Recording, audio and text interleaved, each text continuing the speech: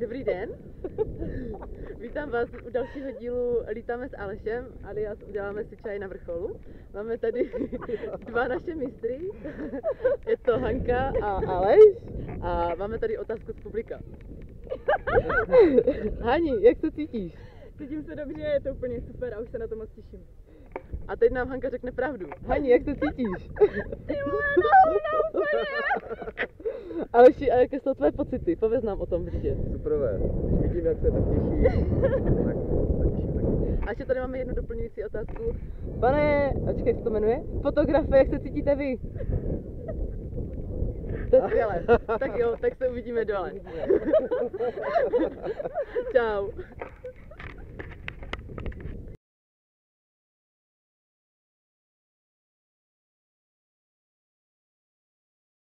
Vidíš červeně?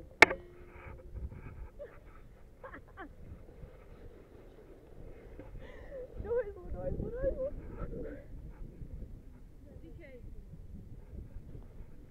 Já chci ty brajle. Ale nemůžu to otočit. Poběžíš tam, dívej, nemám tu ruku. Tam poběžíš, jo? Ještě ne, ještě.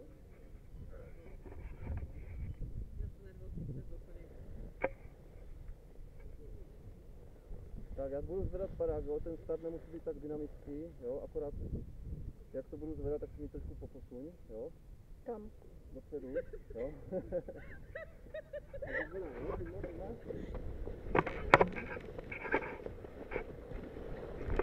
A Matej,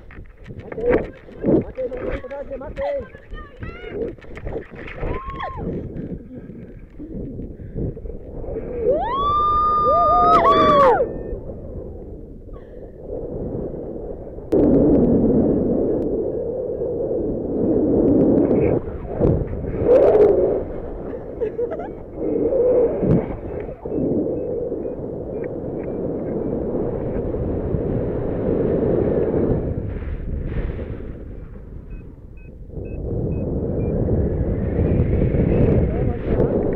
Ne, to je úplně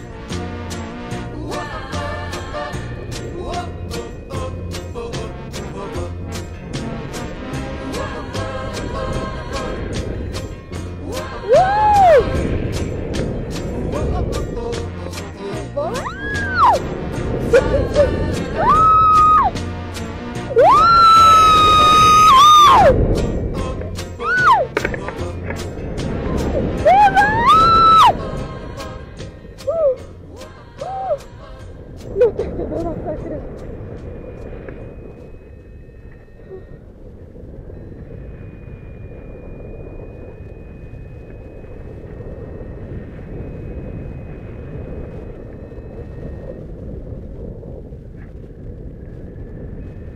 Normálně zesedne ty sedačky a přestaneme do poběhu, no, ale tak. Aha, jak může sednout? No, vyskočíš. Aha, mám to nějak držet tam.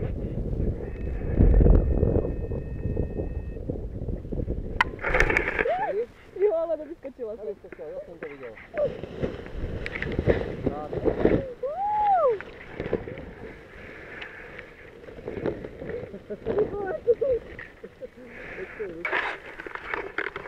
Tak co, jdej mi?